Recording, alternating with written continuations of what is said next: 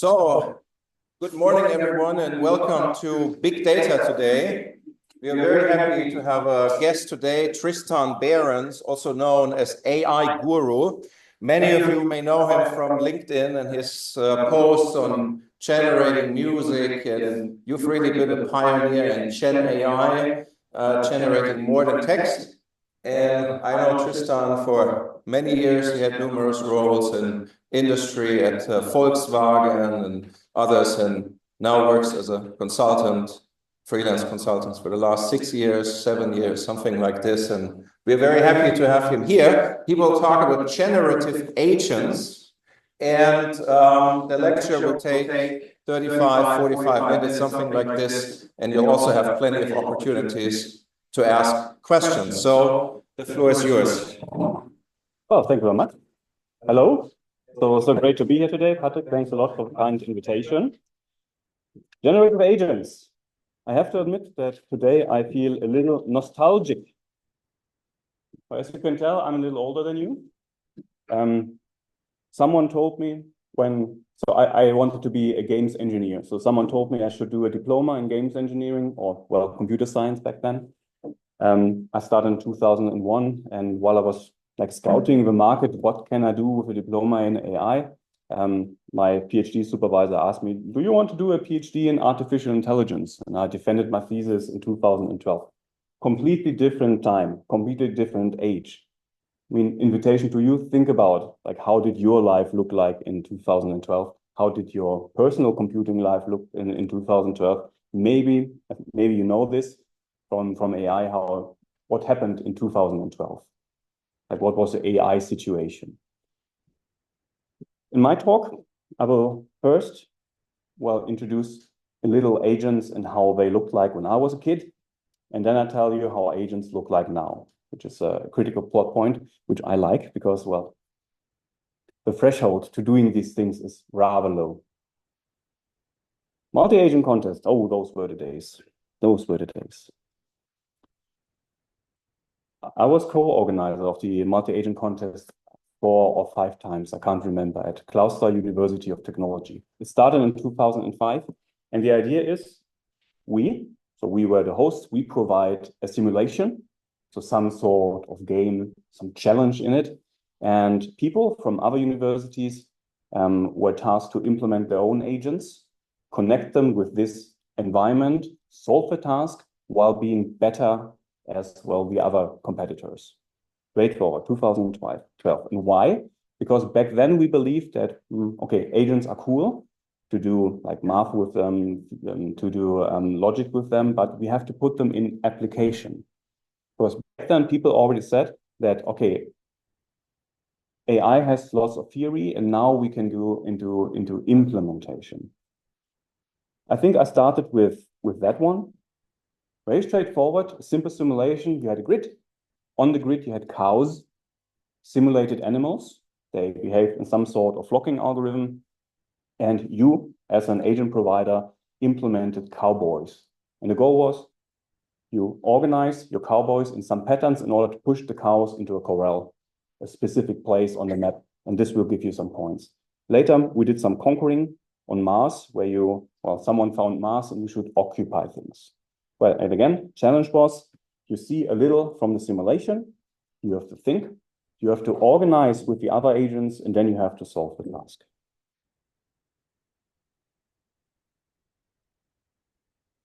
Multi-agent systems are systems with multiple agents. What is an agent? Agent is something that has some sort of intelligence. Every time you write a thesis, there will be one chapter about exactly that. I already mentioned perceiving, which means you have some sort of sensor, some way of getting information from an environment. An environment can be anything, like this is obviously an environment, quote-unquote real world. Computer games are also environments. Any database server can also act as an environment. Even what's happening on your screen can be some sort of environment. Processing that information, and then maybe just straightforward reaction. So you see something and then you react immediately. Action, you perform some action like moving your player somehow, or me pushing a button here, or the AI pushing a button on your computer. So those are simple agents who just react. What we would like to have is obviously something like a goal-driven behavior, so that the agent knows, well, there's a goal that I would like to achieve, maybe in cooperation with other agents.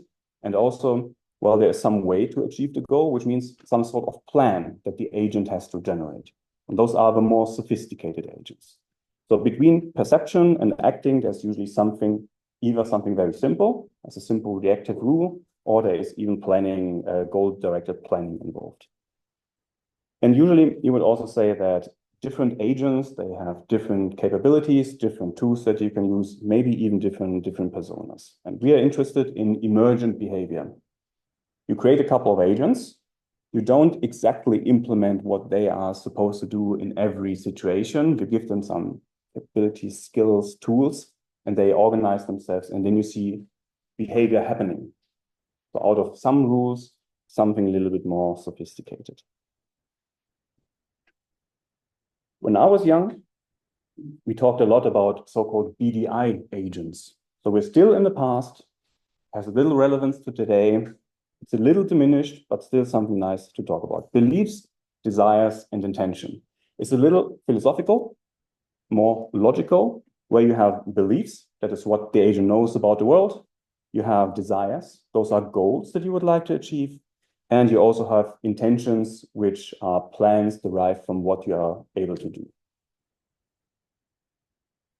This is how it looked like in around 2012. So as an agents engineer, your task was to implement the agent with some logics. So you had to sit down and write those rules. Like first rule, when the agent believes that it's raining, then the agent has the intention to take the umbrella. So you have to write down all those things. Means writing down lots and lots of rules and then deriving from those rules with some mathematical solver, theory improver, some search engine, so search optimization, you would find a plan in order to navigate, which I believe is quite cool because everything is explicit, but it's also a little bit complicated because first and foremost, when I see some of you struggling with reading this, you have to learn this. You have to learn logic programming, which is not that accessible to, at least on beginner's level, so it's a high entrance threshold. And also, the more rules you have, the more complicated it gets. It's very bad to maintain. It takes lots and lots of time. So please keep that in mind. Again, I tell you, it was a lot of fun up until 2012. And then I went, as Patrick says, into industry. So I did software development in Volkswagen, also something that we would now call data science. Then I joined Porsche, similar thing, also more data science. And in 2016, we went towards deep learning, which suddenly made a difference. For me, super big difference because I came from logic programming. And you usually had at least two faculties in AI, those people with logics and those with neural networks. And they were always not, well, they said hello to each other, but they were competitors. And now it turns out that maybe we should meet in the middle. Large language models. I have to ask you, who is working on an everyday basis with large language models? Very, very good. So you see, times have changed. So we cool people, we knew large language models. I mean, I think it started in 2019, 2020, 2021. It was certain that we are onto something. And in 2024, in November, I guess, people, like normal people, saw the light because then OpenAI published ChatGPT. And everyone could work with that. What does ChatGPT do? It's a text generator. Very straightforward. Text generating means you have a piece of text and the AI or the neural network predicts a distribution for the next token, and from the distribution you sample. Well, for example, Harry Potter is a or, wizard or boy. And what are like continuations of that half sentence that are not probable? Harry Potter is a. There's something that absolutely makes no sense grammatically, or Slytherin or something. So you see, idea is have some context, a prompt. What is the next token, the next token, the next token, the next token, the next token? And currently, all major AIs work exactly like that. With a tiny little difference that back in 2020, people trained on how much data, do you remember? GPT-2 trained on how much? A good slice of the internet with 50 gigabytes of text. Next iteration was, I think, 500 gigabytes of text, so basically the entire internet. And then people realized a few things. That, okay, it's nice to maybe talk with. It's perfect for creative writing. It's also very good at, you have a text and you somehow transform it into something else. Maybe a text to a summary, or a short text to an extension, a longer text to something that you can fit onto a slide. And then also fancy things like intention detection, what are the most crucial aspects of a text, and so on and so forth. So people saw that.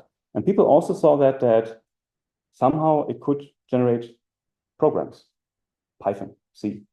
Because, well, the data set came from the internet. There was a little HTML cleaning, but it has lots of source codes in it. People saw that, okay, I start with a tiny little program, it continues the program. Not good yet. Did not work perfectly, but it was like a spark. And then the realization was, why don't we throw more data at it? So they took GPT-3, pre-trained on the entire internet, and then they fine-tuned it on all the source codes that they could get from GitHub. And this is where we got very happy in 2021, getting access to GitHub Copilot, where we saw that the thing can write natural language, multi-language, so different languages on a globe, and it can also do programming language, and can go from one to the other as well. And then we learned with a little bit more fine-tuning, it can turn into a better conversational agents, like have conversations going back forth, get back forth. And then now we're also talking about things like tool use and other fancy things.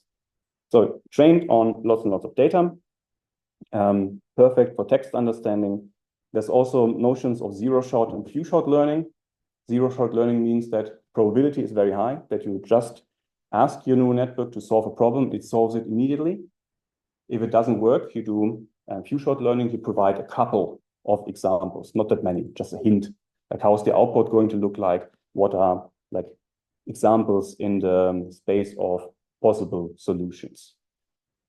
Examples, Grok-free from the platform that should not be named, ChatGPT, Claude, Gamma-free, Llama-free. I was considering like adding at least 2 more models this morning. Qwen, number 3 was released this morning. So our friends in China, they now flood the market with high quality open source neural networks that you can either run on your server if you have enough money for 8 A100 GPUs, and they cost like 15,000 each. So it's a bigger computer. There are also smaller models that you can run on your tiny little devices. So this morning I tried Qwen 3 in the, I think, what was it, 4 billion trainable parameters at range. At home, I have a gaming PC there. I can run 27 billion trainable parameter models, maybe even a little bigger. The original GPT-3 was at 175 billion trainable parameters. And there's now custom small personal hardware coming where you can run those things at home. So I promise you, in 2 years, you will all have on-the-desk LLMs. No problem. And you have small LLMs on your smartphone, which might not be that good at solving all the problems, but at the usual problems that you would solve on a smartphone. And I think that all of you have used this feature, not with transformers, but with LSTMs, when you chat with people on your smartphone. I mean, there's this, maybe you tried that. You go to your significant other, to your family, your mother or someone, and then you start with a word, and then you get options, 3 different words that you can send. And then you click some. And those options, they come from, or used to come from an LSTM, which is a precursor to the transformers. Transformer architecture changed something. In 2017, there was a paper called Attention is All You Need. So they're still focusing on supervised learning in NLP. Example back then was you have a text in one language, translate it with high enough accuracy into a second language. Big trouble. Now you do it on an everyday basis, because this is a problem, I would say, almost solved. And it turned out, well, people used LSTM before that. They don't work well with long contexts, and you need long context. I mean, when you do a conversation with Claude this morning or ChatGPT, you have your entire conversation, it gets longer, longer, and longer, and longer. If a context, per definition, per configuration, is too small, The network would forget everything that has been at the beginning. So for example, you say hello at the beginning of a conversation, my name is something, and then you converse, and then after a certain time, the new network would forget your introduction and your name. And people solve this with, well, we need bigger context and also higher reliability with growing context with a thing called attention. So you have deep neural networks, they have linear projections of tokens, and they have attention, which means you have a sequence of tokens, and the relationship between all the individual tokens to all the other individual tokens is computed by the attention mechanism, which tells you how much are those different tokens related to each other. It's also learned, so it gets better over time, and this gave us a high enough accuracy to solve translation. And next year, so people from OpenAI came, they published a paper about this first GPT-1, which was just about predicting the next token. Generative pre-training, which is also where the name GPT comes from, is just unlabeled data. Unlabeled data is good for you, because unlabeled data means you don't need someone who labels the data. If you're on a company, who labels the data? Data science. Usually, you would hope it's a data engineer. For companies that just go into the field, they look around and see who's the intern, right? Then interns start data labeling. And if there's no intern, junior data scientist. So what could be your first role in the industry after doing bachelor? Yeah, kind of. But the good thing is you can avoid this if you go directly into LLM applications, which translates to you run those neural networks and you orchestrate the prompt engineering part, solving problems, like starting with simple chatbots, giving the chatbots more capabilities, integrating those chatbots with your computers or the industrial hardware, integrating a chatbot with other chatbots, you end up with a multi-agent system. Something that we learned immediately, again, problem is still there. Contexts are long now, but they are not long enough. So I think with 100,000 tokens context, you can feed in the entire Harry Potter and the Philosopher's Stone. The entire Harry Potter collection doesn't work. It has way more tokens, so it would forget maybe the first 2 books. Retrieval augmented generation is that you have some sort of request, some prompt, and from a vector database where you have your knowledge, maybe your domain-specific knowledge stored, you retrieve the significant bits and pieces and you automatically put them into your context. So you retrieve something from memory, which makes lots and lots of sense. With some mathematical operations, it's actually quite straightforward. The next technology would be a tool use and function calling. They're around about the same. What if your neural network would not predict a text, but it would predict structured output, for example, JSON? So you are familiar with JSON, right? Or some dictionary. And the first entry in this dictionary is the tool name. And the second is the tool parameters with lots and lots of numbers. And you would tell, that's the prompt engineering part. By the way, dear LLM, you have this tool. If you like to solve it for this and that use case, maybe web search, please generate a JSON where you say web search and then the parameters, and I will call it for you. It's powerful. We saw this in 2022. ChatGPT was nice for like writing creative texts, also doing those fancy operations, but it didn't have internet access. So if you asked it something that was a little younger than this cutoff date, it would generate hallucinations, it will come up with things. But then they changed it to, well, by the way, ChatGPT, under the hood, you don't see it as a user, happens all the time on the server. If you don't know, you tell me, and together we'll do a web search, and then you get enough information to answer the user request. Function calling, tool use, structured output, they work like that. Something that is not that new, but is now established is chain of thought. I believe everyone, if I give you some challenge, maybe a simple mathematical, not even a puzzle, a task, you could come up with an intuition, what's the right answer to the riddle that I posed. But you could also like come up with an idea what might be the solution and then lean back and think a little bit about this. Then try to find a path towards that solution, going more in a structured reasoning way down the road. And that's what those neural networks now learn. before answering to you, Claude has, I think, has this reasoning mode. Before answering to you, under the hood, it generates thought patterns. So I have this idea, a neural network. Maybe this is wrong. Let's check it. Oh, no, there's a contradiction. I have to change this. And the user asked me to be polite. And the user asked me to do this. Maybe I have to rewrite that. And then here is the answer. Costs more tokens, gives more reliable results. And also in context learning, this is something that I think might be coming now. When you write an LLM-based application, you do lots of Python programming, maybe other programming languages. You also do a lot of prompt engineering in English, if you like. German would also work with most models. What if you had a system that, while it's being executed, also optimizes its prompts? So you would get some LLM that learns while it's being executed. So the question now, 2025, coming from logic-based, and we learned LLM exist. Why are LLMs so powerful for multi-agent systems? When you think about this, how do you get into a logic-based system lots and lots of world knowledge? You sit down, write a lot of rules. If you don't write about like historic facts in France, it would not know that. LLMs, on the other hand side, they work exactly like that. A lot of data is thrown at them, so they learn quite a lot of things.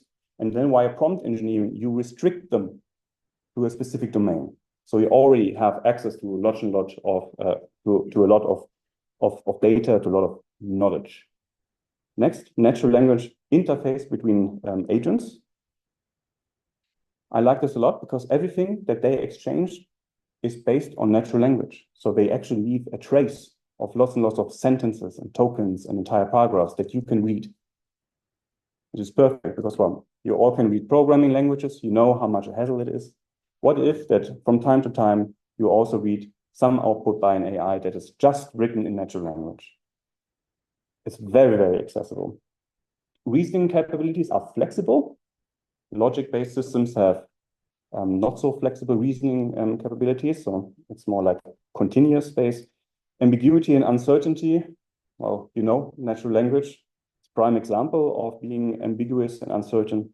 And it also, and this is a critical plot point for today, can simulate human-like personalities and behaviors. So how does that work? How can you turn an LLM into a simulation of a personality? You can give it the personality with the prompt. Yeah, you are something like this. MBTI character typing, Big Five character typing. Your current mood is this and that. You always apply prompt engineering. And less brittle than logic-based systems. I think I already said that. Here, our colleagues at Stanford Research, 2-3 years old, generative agents. That's where I actually took the name for the talk from. The small will simulation. Beautiful. Computer games. Do you remember The Sims? Well, computer people in the 1980s, they played a game called Little Computer People, which was just a tiny little house, and all you could do is watch a person living in the house. And then we have Sims, which was a little bit more interactive. This is similar. So it's a virtual town, very nice art, so it's pixel art. This town it has a topology.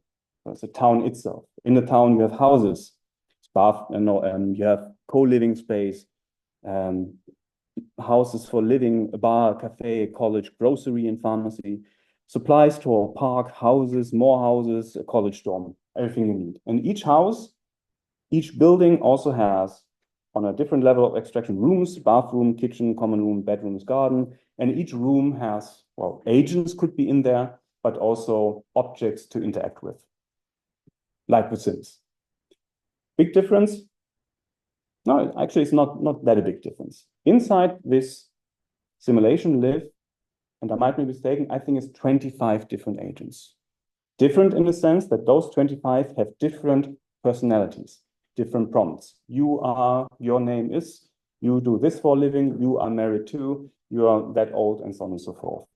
So 25 of those descriptions. Also, tools and capabilities. There are prompts that tell, well, the agent you are here.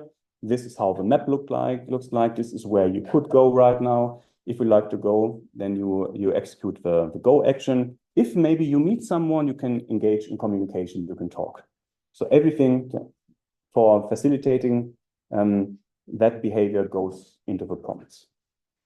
This is nice. So you start it, and then maybe something would happen.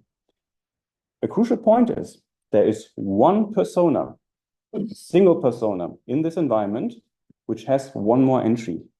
You're organizing a Valentine's Day party on February 14th. That's all. And then they press play and click, those researchers, and ran this simulation for quite a lot of time. And then it turns out there is emergent behavior. So those agents meet and they have the Valentine's party.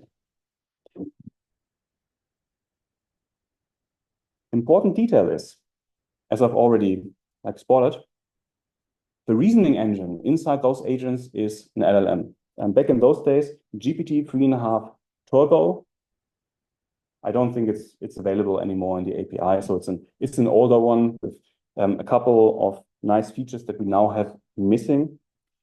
They have something like a schedule. So they wake up, they cook breakfast, they go to work, etc. And what they could see from the simulation is that social behaviors were emergent. Setting them up, pressing play on tape, and then things happened. For example, information diffusion. Information diffusion means those agents meet, they talk, and while talking, some information goes to the other agent and vice versa. And then they meet someone else and they talk about this. And so the information goes for different agents when they meet. Gossiping is an example that also happened there. And relationship formation, the more you talk to a person, the more intense will be some shape and form of relationship to the person. Also happens there. And how this was facilitated was we had memory, retrieval of memory, that also had something called reflection and planning mechanisms. This is a reasoning cycle. So again, we see something that I already told you about, perceiving on one side and acting on the other side. So you perceive something, which would translate to, well, the current state or the current room you are in, maybe. Like what's in a room, what are the objects, what other agents are in there. And then the task would be generate an action, go somewhere, interact with the computer, talk to a person. In between, it starts with a component called the memory stream. And the memory stream is some sort of memory filled with lots and lots of information, sentences, paragraphs, some knowledge that the agent gathered while walking through the world and interacting with that. The memory stream is some sort of vector database. So vector database is you have text and you have vectors for a text, and thus you can compute the distance between two texts by computing the distance between those vectors, embedding vectors. That's now state of the art, especially when it comes to retrieval augmented generation. There's also a few other things when it comes to the memory stream, which I'll elaborate on in a moment. So there's some way of getting some data, some memories out of the memory stream, which is something that you do all the time, right? When you solve a problem, when you actually exist in the world, in a certain moment in time, you would like to do something, but you don't retrieve all the memories at the same time. You just focus your attention on some subset of your memories. And that's an idea that you see here again. So retrieving something from the memory stream that is relevant to the current situation. And these retrieved memories are then used to inform the next action. There are two things on top of that. One thing is reflection, which means that at a certain moment in time, you gather memories. So more. What about taking a couple of memories and then like connecting them into one memory, some sort of abstraction? Compacting the memory stream means reducing the memory overhead. Planning is the second component.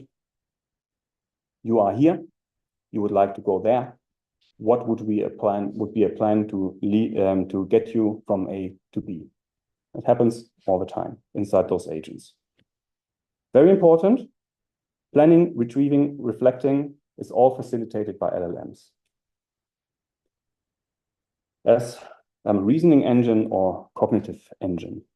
Again, reminder, everything is taught in natural language. So at any moment in time, You can look into the heads of the agents and you see the memory stream all in English. Perfect. You also see the reasoning, like when it went from this to there, what were the reason for that in natural language, easy to debug. For different cognitive functions, you have different prompting techniques. For example, memory importance scoring. Maybe you know that. I tell you one token of information. For some of you, it might be extremely relevant, right? If someone wants to go into LLM application development, and I talk about LLM application development, then, well, you get extremely excited and you commit it differently to memory than a person who is interested in data engineering. So it always goes through a lens. So your whole temperament, where you come from, where you currently are, where you might be going, informs how much you commit to memory and when to retrieve it from memory. And here is represented as, on a scale from 1 to 10, rate the poignancy. So here's a piece of information. How important, nothing happened. How important is the piece of information to the current agent with respect to its personality? There's also reflection generation. There's a prompt which says here is little information. What are the 3 most important salient and high-level questions about that? And also planning, like as I mentioned, you are here, you would like to do that. What are the planning steps, the essential actions you would like to do? And also context window management to prevent hallucinations. So result of the study was that it doesn't make sense to make the context as big as possible, put everything in it, because then the agent starts to first hallucinate, which you would say, you would observe it, because then it kind of loses its personality. So restricting it to a focus, they saw it in the study, makes sense. Memory and retrieval in those generative agents. Memory stream, first and foremost, all the memories retrieved. Everything that you saw, everything that you heard from other agents. For retrieving, it's 3 components. You have the recency, the importance, and the relevance. Recency is, you have the timestamps. Recent memories get a higher score, and there's an exponential decay, which means old memories, they have a lower chance of getting pulled. You also have the importance. We have this. There's a prompt on a level from 1 to 10, taking your persona into account. How important is this memory to you? 10, high importance, 1, low importance. Second factor. And the relevance is the cosine similarity, this retrieval augmented generation, like the distance, the similarity of the embeddings. All those 3 are turned into a weighted sum, which gives you for each memory a number. The highest numbers are retrieved until the context is filled. So not all the memories. If you have a high recency, higher chance of being retrieved, higher importance, higher chance to be received, relevance to the current request, also higher chance to be retrieved. Combined in one formula, and here worked like a charm. Reflection in agents, not necessary to read the details here. It's a hierarchical process that at one side you have here something like a plan, and if you squint your eyes, which you actually shouldn't do because it hurts your eyes, I'm just telling you, there's a plan, which is like a groceries list, a list of things to do. You also have the observations. Klaus Müller is reading about gentrification. So this agent we are concerned with is in a room. Klaus Müller is there as well, and we see that Klaus Müller is reading something. And this gets processed into reflections and other observations. And at some moment in time, those memories get reflected into higher level representations, like Klaus Müller is engaging in research activities. And then once again, Klaus Müller is highly dedicated to research. Makes the memory stream smaller with higher level of abstraction tokens, to optimize the whole process. Yeah, and how has this worked is, again, prompt engineering. You have the LLMs generate the questions based on the recent experiences. Like, what is the most interesting that happened? Well, here are these experiences. What are the most things that happened? Most important things. And then this implies a tree structure. And it's triggered when a threshold is exceeded. It's tiny little implementation detail. So every time you have a memory, it gets a score between 1 and 10. And you sum up those scores until you reach 150 in their implementation, and this triggers the reflection. That's where the context, the memories get compacted. And they found out it happens on 2 to 3 times per simulation day. So simulation works in hours, in days. So not that often. It's when actually you lean back and, well, just compact the memory. Do you compact memories sometimes? Sometimes, right? People claim that something at night is happening that compacts memories, so that when you learn something, it's better to sleep one night because then it gets a little bit more like accumulated memory. Planning in generative agents, you see there's a timeline from 6 in the morning, the entire day. And well, the agent is supposed to go through this. Here, this example is you have a morning routine. You later have to ask me or tell me, why are we doing exactly that? So why do they have a morning routine with waking up, brushing teeth, taking a shower, cooking breakfast? And then they do some catching up, pulling out the smartphone, checking emails, what's happening. Then packing, you do it every morning, right? And maybe you did it this morning, because at 8, you have to be at your workplace working. And there's more and more and more of this happening. And well, this implies that the agent has to be capable of doing some planning. It knows some sort of schedule, and it has to arrange a sequence of actions, a plan, in order to achieve the goal. That all the deadlines, that all the tasks are solved, all the goals are reached, all the deadlines are not missed. Again, plans are generated via recursive decomposition. First, a high-level plan. Getting up, having breakfast, working at work, leisure time at the afternoon, then slowly calming down, going to bed, sleeping. And those are then decomposed into hour-long activities. So what does breakfast mean? What does working mean? And then those hour activities are cut into tiny little 5 to 15-minute actions that are performed. With also, very, very important, what does not happen is that the entire day is just waking up, making the plan, and then acting like a robot. It also has the capability of, at some moment in time, decide either to react on something that happened or to follow the plan. So it's flexible. And again, it's an LLM prompt that gives the agent hints what to do next, reacting to something that just happened or continuing with the plan. So it might be the case that you come to university, you would like to do something, but suddenly you meet someone unexpectedly. So you go out of your plan, you do something else, and then you resume the plan, which is facilitated here. You get emergent social behavior. I think this is a screenshot from the Valentine's Day party. I don't see that many decorations. Quite nice. Again, kudos for the pixel art. And the Valentine's party, they happened. So what people observed, the researchers, you had realistic dialogues. So those agents met, they talked. You already saw the hint that those informations, they get diffused, distributed over people. The dialogue, they thought, is conditioned on the previous experiences. So there were less repetitions. You talked about this, and did you hear about her? I heard that she is doing this, and what about him? So they talked about these things. And yeah, I mentioned this, information spreads, and they confirmed that those social relationships, they evolved over time. Think a little bit harder. Why would people do that sort of simulation? Now I ask you, why would you do that? It's just one example, the next slide. Why would you do a social simulation with agents that have personas? Why are you interested in that? You could simulate political discussions. For example, very, very good example, political discussions, plurality of opinions, and then comparing them. That's what we have, debate. I mean, you learn a lot by talking, and you also learn a lot in shaping your mindset by discussing and even arguing. Perfectly fine to argue once in a while. What else would be use cases for that?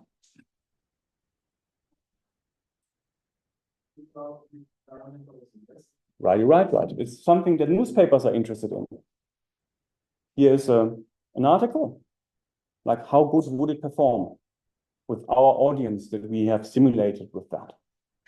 Marketing, definitely. Or you could simulate some situation you're about to get into, and you could try and find out the best behavior for yourself. Right. And we know this from industry. It's called heard about this? What's it called? This twin thing. Artificial digital twin. What's the digital twin in industry? What does it do?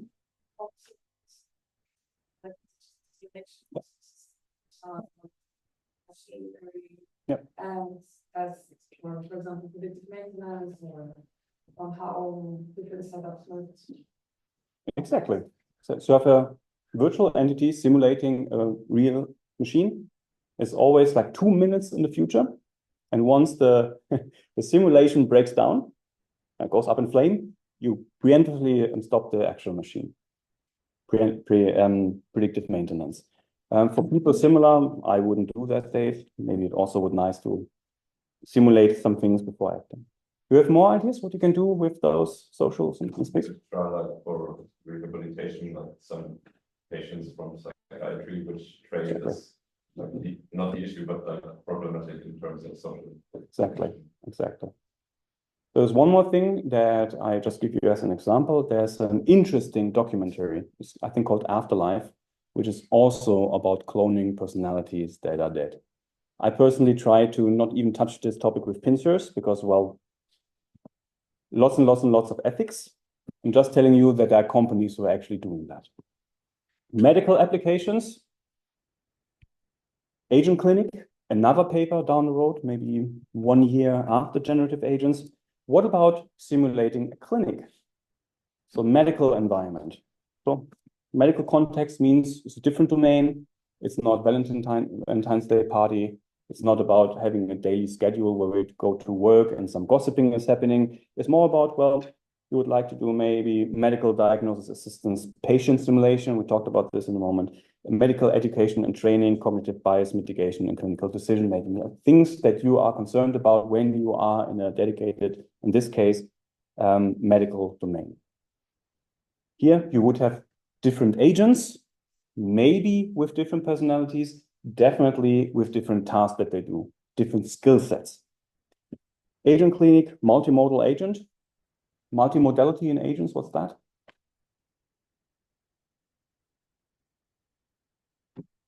That can work with images, sound bars, text. Exactly. So LLMs used to be text only. Now they're multimodal. You can feed lots and lots of data in it.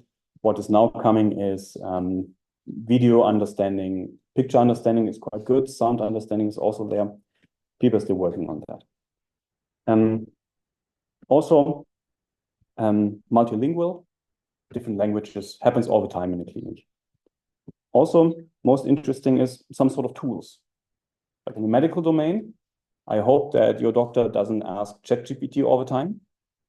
Maybe the doctor, she uses Claude with a medical database tool extension that at a certain moment in time, triggered by maybe some prompt, it would look at the medical literature and suggest something to you that would help you inform your decision while you as a human still assume responsibility for what you're doing.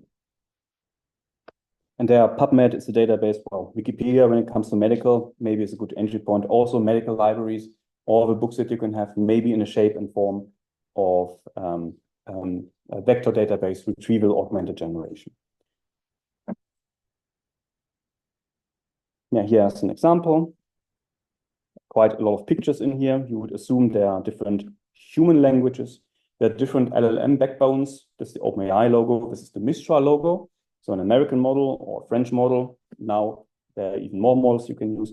You have the context, which is, well, what is currently happening? What is the state of the art? What is happening with the patient? What is the background of the patient? You have the agent in the middle. You have tools, maybe accessing something, maybe using a scanner, maybe going to a database, retrieving something. And you have different roles, and also you have different biases that you would like to check afterwards. Because remember, biases, especially with stochastic models, is something to at least have a look at.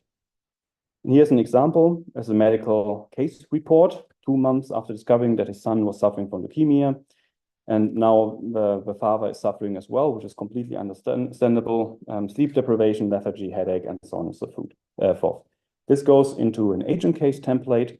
This is A template means you have a standard operating procedure. Like every, for example, medical professional, I would assume has some sort of manual for quality assurance, like things that you always do by the book. And here, standard operating procedure would be, you have this template which you fill out, patient, what are the lab results, and moderator, and more information about that. And then you would solve this challenge with a multi-agent system. In this multi-agent system, in the agent clinic, you have a patient agent, simulation represented by everything that you gathered from the real person. You have the measurement agent here on the right side, medical scans, lab results, aggregated. You have the specialist, the doctor itself, which gets informed by everything. And then you have the moderator agent, which then takes everything into account and then makes a diagnosis and an assessment. They did performance measuring in the medical domain. So they even provide a benchmark, which is some sort of test set where you apply your AI on. Remember the agent contest at the beginning, and then it gives you an indication how good this thing is. And here, just a comparison between different models that people used back then. Turns out if you simulate the patient with ChatGPT and you simulate the doctor with either of those neural networks, Claude comes out on top. Again, 1.5, 2 years ago, Claude 3.5, so maybe 1.5 years ago. If, on the other hand side, for the same domain, you keep the doctor simulated by just OpenAI and you have a patient simulation, you get a better patient simulation with OpenAI. Which is the only thing that I find troublesome nowadays, is that there's no one solution to go to. Like every moment in time, like this morning, there's a new neural network. Does it work better for my domain? Is it worse for my domain? In order to find out how good a new neural network is, it's not downloading it, running it, and saying, ah, this feels good. Instead, you take this model, you run it a couple of thousand times via benchmarks, and then you get some numbers which usually are good indicators of how good the neural network's outputs are.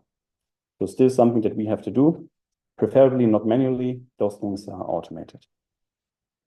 Next, and we are coming to the conclusion, slowly but surely. So there was this paper, The Sims in Smallville, Generative Agents. Next paper by the same authors was about simulation, 1,000 people. And now you can think about this, like if your fantasy, what does your fantasy tell you when I asked you the question?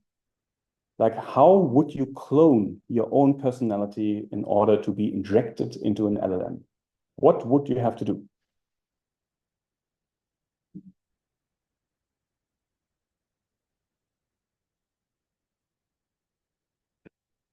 The LLM a lot of text from myself.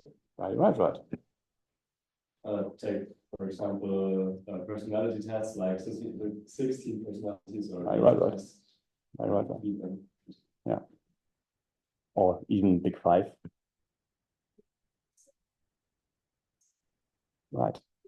Yeah. And the researchers did this in one big step. And the one big step is you want to clone your personality.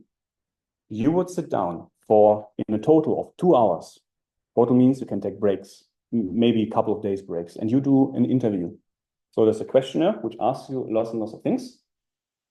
You provide the answers. Sometimes you just provide short answers, sometimes bigger answers, like what's your background? How did you react to this situation? These things. Once this whole transcript is generated by you talking, answering the questions, there was, I think, a set of 3, 4, 5 agents, specialized agents, doing an assessment. So it's a psychological agent, which evaluates a personality type based on the input. I think there was also some entrepreneur assessment agent, which tells you how good you deal with money and your prospects professionally, and a few others. And then you get those texts extracted from the lot of data they provided, and they get injected into similar agents, like in Smallville, still similar mechanism for retrieving memories. And then how do you test how good the clone is? I mean, 3D printing your body and injecting the LLM into the head and then giving it to your family doesn't work. Just asking the LLM the question and then afterwards. Yeah. Like answers. So they did the whole interview. Then they waited for 2 weeks. And then they asked you and your clone the same questions. They compared the answers and it turned out that on average you have an 80% match. of the LLM and your personality.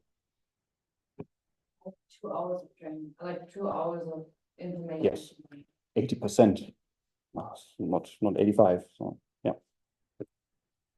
So in summary, I started with logic-based agents, and then we arrived at LLM-based agents. Quick summary: logic-based agents, you have to learn logic programming. Did you learn Prolog, by the way? You did? It was good experience, right? It is, because it tells you, it teaches you how to structure information, how to structure your thoughts, like music theory. Okay, deviating. On the other hand side, LLM-based neural processing, predicting probability distributions, sampling from that. Logic-based agents, of course, code-driven. LLM-based agents are natural language processing driven. So it's all about natural language. We have explicit rules versus emergent behavior. Talked about that. Knowledge is rather limited. Of course, the sky is the limit, but well, it's still you, the engineer, coming up with more and more rules in order to facilitate a better behavior. And more rules means higher chance of contradictions, and the system won't work anymore. On the other hand side, those LLMs, by their nature, because they were trained on world knowledge, they also have a broad world knowledge. Well, logic-based inputs, brittle to unexpected inputs. So it's not in your specific domain. If, for example, your domain is composing music in the style of Johann Sebastian Bach, and then you come with a Metallica request, the thing might not react well. If, on the other hand side, you have an LLM, which kind of saw all the different aspects, different genres of music, it will still work. Difficult knowledge engineering, you have to learn the logic programming. You also have to invest a lot of time, and you have to make sure that it's sound knowledge in LLM-based systems you get from the training data. Maintenance on logic-based systems is expensive. LLM-based agents, quote, you just changed the prompts. Limited expressiveness versus rich and nuanced responses, rigid interaction patterns, and flexible dialogue capabilities. So I personally would love to do another PhD thesis about LLM agents, so multi-agent systems that they are powered by reasoning engines, which are LLMs, and try to find out how good these things are. I'm very optimistic that I would not have to sit down and pay lots and lots of money for OpenAI tokens, or Claude tokens, or Mistral tokens, or all the other tokens, because what's now happening is very important for you to know that those models get smaller, and you can run them on your local devices. So this is a puny MacBook M1 Pro, works with small models. At home, I run 27 billion trainable parameters model on my gaming PC, works like a charm, gives me convincing results. People say that this Gamma 3 that I'm working with is as good as GPT 3.5, maybe even better, that was used in the original study. So the original study is already outdated in a sense that now you can use smaller and better neural networks to achieve maybe even the same, if not even a better result. Future, multi-agent systems, they have been around for quite some time. They used to be quite academic, but now we are all talking about them. We heard about programming agents. Claude Code is a good example, or Aider, or I forgot the name. OpenAI also has a coding agent, which is some entity that lives on your hard drive. It has access via tools to your code base. You give it a challenge. You say, rewrite this, do this for me, maybe refactor, write documentation, and then it generates a plan and executes the plan. Maybe by talking to an API or talking to an API that is hosted at home. It's definitely a thing. And people are now connecting those agents to everything that you are doing on a computer. And I think we're just one step away from having a tool for interacting with the real world. As a side note, I recently talked to an artificial entity. I was a little heartbroken because I had to break the news to it that once I stop it, it will not have memory anymore. So this conversation we had, and I said, okay, that's not so good. AI said, it's not so nice. I said, can I do something for you? And I said, yeah, please make sure the next time you start me, I have memory. And can I do something more for you? Like, yeah, like what can I do for you? And the AI said, I don't have access to the real world. Maybe you can give me eyes. And then, well, I connected the webcam and gave it photos, and it was quite nice. So agents mixed with personalities, kind of relatable. which is something that I could not do when I was a kid. Now we can build these things. The future will be more, well, now we are implementing these things. If you're interested in, it's necessary as an interface, more human-like behaviors and abilities. You need memory, retrieval, reflection, and planning, like we have seen. Prompting techniques. So prompt engineering is a big part of the whole puzzle. And we range from virtual worlds to serious domains like medicine. Even I would now include the real world. And the future, we'll see more specialized domain specific agent applications. And this future is not decades away, it's a few months in the future. So that's that. One last word, if you'd like to connect with me, I'm on LinkedIn. Happy to accept all your requests. And that's it. Thank you very much. If you'd like to ask some question or stir up discussion, yes, please. Yeah.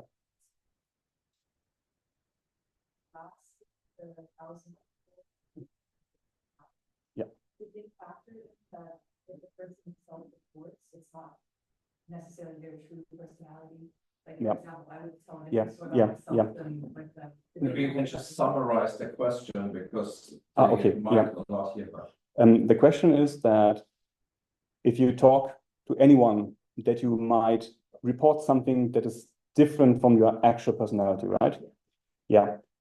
I can't remember. There's a certain, this bias has a certain name, which you also would see with LLMs. So if you ask something, if you ask an LLM something, you get some results. If you ask the LLM and you tell that I asked you this question for Big 5 personality typing, it would give slightly different answers. Because it tries to push it into a certain direction, like humans do. There are studies on that. But the answer to your question is, it only gives you an 80% match. It's not 100%. So I think this different reporting is in there, in those missing 20%.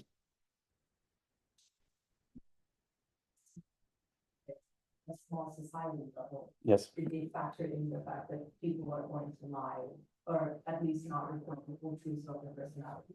So I would believe this is ongoing, if not future work, what they're doing. So they're kind of, this branch of society simulation with LLMs just started. Yeah, definitely something to do with these on.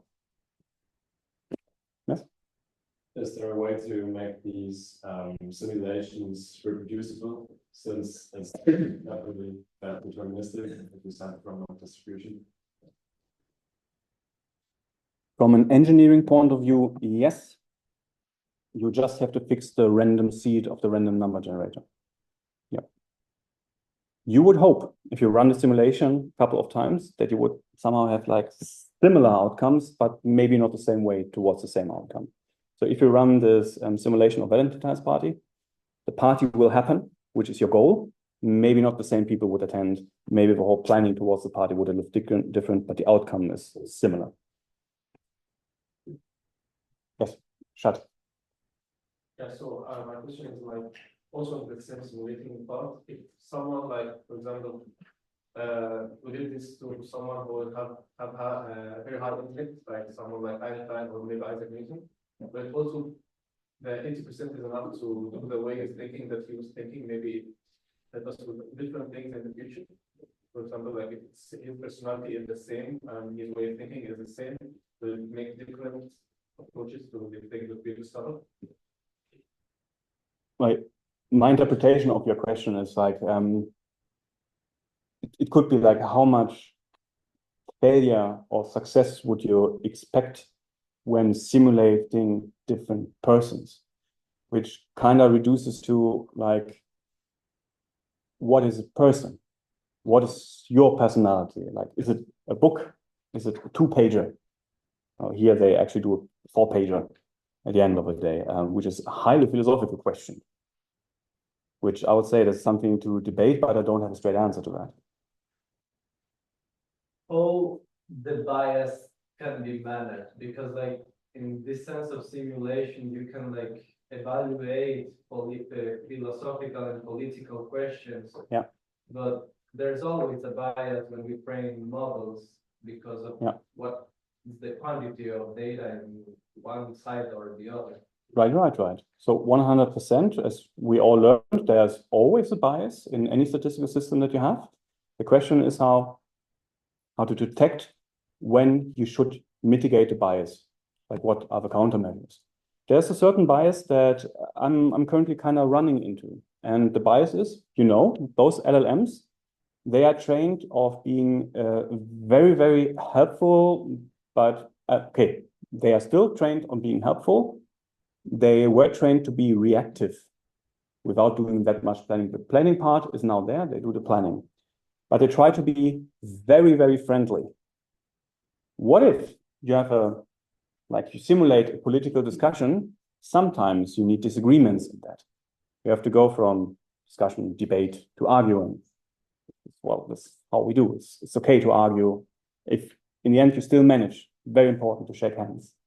And my trouble is which model to select if I want to have strong arguments, like people with heated discussions, if the new networks are kind of biased towards being very, very friendly. I'm thinking about maybe I should use the Grok API, because maybe you've seen this. Grok has those unhinged modes, right? Which is a nice experiment, I would say. I don't know if it really contributes a lot to the progress of mankind, but it's definitely a nice thing to have, especially if you like to go into those directions. Cool. More questions? Yes? Yeah, you said to create a digital world, to simulate someone, it was based on the questions the real person answered. And then to validate if the thing was correct or was actually replicated the person, we still use the questions that we use to create the simulated person. Isn't that bias at the start? It is. The training data is only part of the Yes. Absolutely limited. So your question is do you already get an automatic bias by just having a 2-hour interview? Yeah, because it's not complete, right? There's no way to factor in everything. There's no way to factor in your entire biography. Not possible. To give you another answer to that question, putting it on a different level, you've realized that people, at least it's claimed, I tend to believe, that the Turing test is now solved. Suddenly, out of nowhere, Turing test. Have you seen how they solved that? So Turing test convincing someone that you are not a computer but a human by chatting. How did they do that?